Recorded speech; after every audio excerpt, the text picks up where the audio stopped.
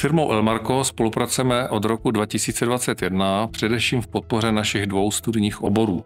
Ten jeden z oborů je aplikovaná chemie, kde jde o podporu zaměření na nanotechnologie a polymery. A v dalším oboru technologie skla a silikátů se nám ta spolupráce rozvíjí.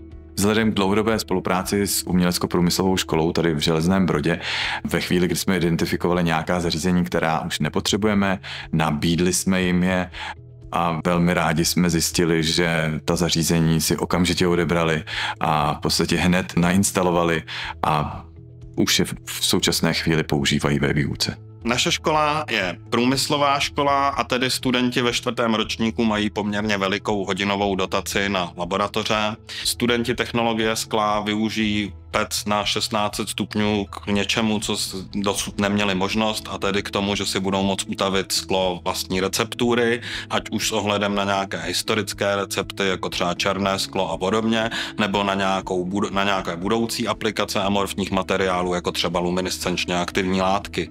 Studenti oboru nanomateriály a polymery nebo zaměření nanomateriály a polymery využijí spíše tedy ten Flowbox, který je chrání před účinky práškových materiálů, které by mohly vdechnout, takže tomu je zkonstruován.